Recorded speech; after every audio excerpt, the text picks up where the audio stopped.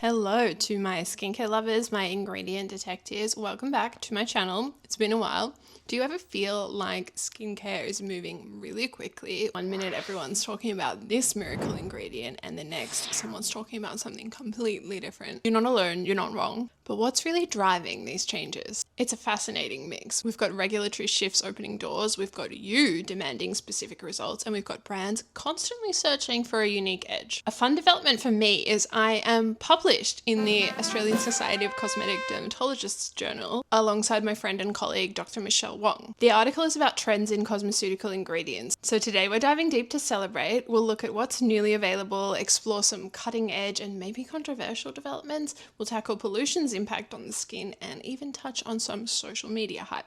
Most importantly, we'll ground it all in mechanistic plausibility.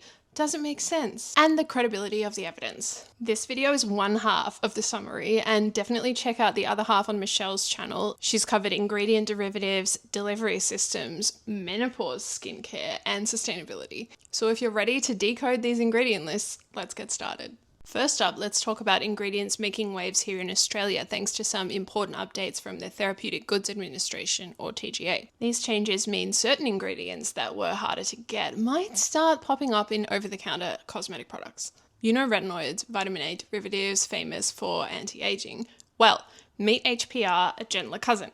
As of February 1st, 2023, the TGA unscheduled HPR for cosmetic use up to 0.5%. It was previously prescription only, which is wild to me. And why the change? It turns out HPR doesn't convert significantly to the potent prescription form, tretinoin, making it lower risk. This is great news for those seeking retinoid benefits with potentially less irritation.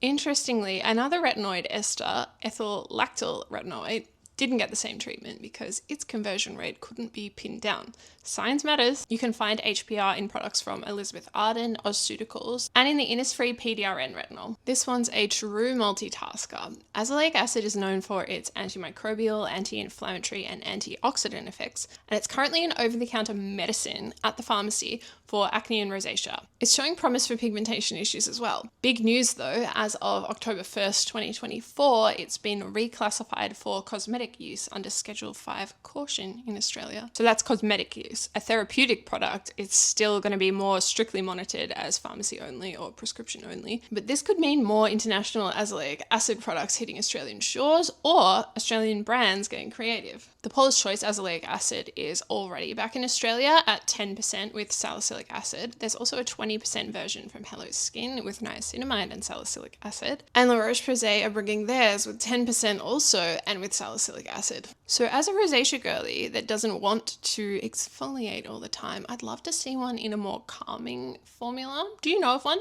Let me know. And last I spoke to The Ordinary, there were no plans to bring theirs back, so hopefully I planted a seed. You might have seen Tranexamic Acid in products targeting dark spots and uneven pigmentation. Before October 1st, 2024 though, this was technically a prescription substance, so Schedule 4 in Australia, even though topical products were around. But now it's allowed in a cosmetic product up to 3%, and this reflects a good safety profile when applied topically.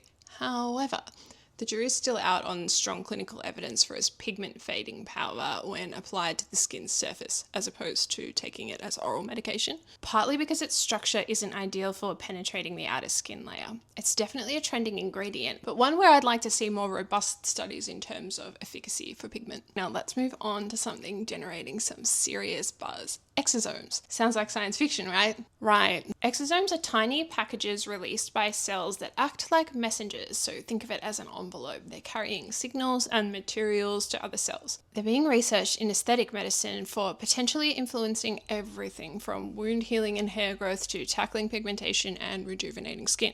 You might see skincare products listing exosomes derived from various sources. Human cells like platelets or stem cells, or even non-human sources like roses, lavender, or bacteria. But, and it's a big but, don't get carried away. Most of the research is still preclinical, so that's lab studies, not large human trials, and we lack solid clinical data, sensing a theme here, on their safety and effectiveness when used topically. Even with treatments like needling, The US FDA has even issued warnings advising consumers against using unapproved exosome products. Given the complexity, because what's in those exosomes varies wildly, and the early stage of research, the term exosomes in your topical product might currently be more of a powerful marketing story than a proven scientific benefit. It's a fascinating area, definitely, but one where we need a lot more research and education, so definitely watch this space. Now, if you live in a city or you're worried about what the air is doing to your skin, you're not alone.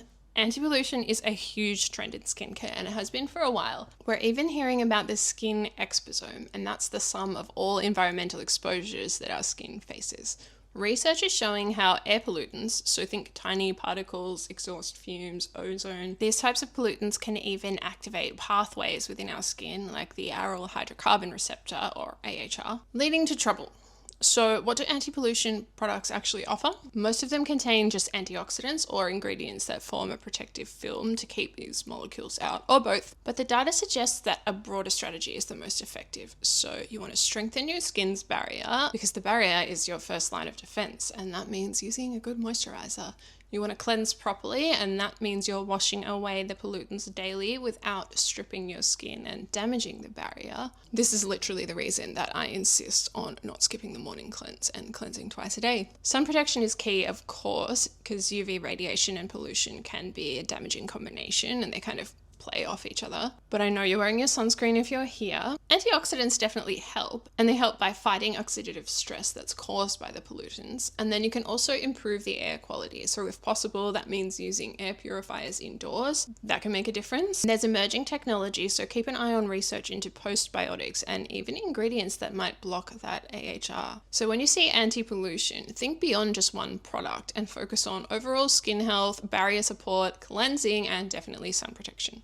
A couple more quick trends to touch on. Hypochlorous acid sprays. So if you've seen these all over TikTok for acne, hypochlorous acid is antimicrobial, but there isn't strong evidence backing it specifically for acne vulgaris, and some people are reporting skin irritation from using these sprays too often or just inappropriately. So it might be best to stick with proven acne treatments recommended by professionals, although there is some evidence for eczema and for rosacea. You heard it here first. Makeup as sunscreen. If you've noticed more foundations and powders boasting SPF ratings, blushes, all other kinds of makeup, and SPF drops. Amendments to the TGA advertising rules in 2021 might have made this easier to market than an actual sunscreen. Ingredients in sunscreen makeup like iron oxides can definitely offer some protection, especially against visible light, which does impact pigmentation. But relying on makeup as your primary sunscreen is risky, and the reason for that is we don't typically apply enough makeup or reapply it thoroughly enough to get the stated SPF value.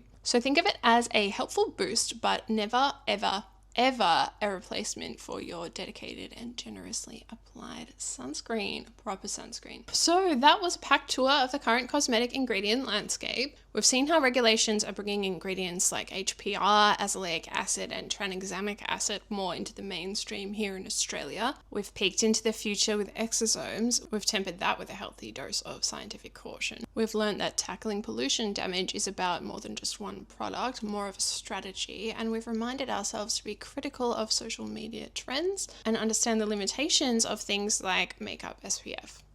The big takeaway?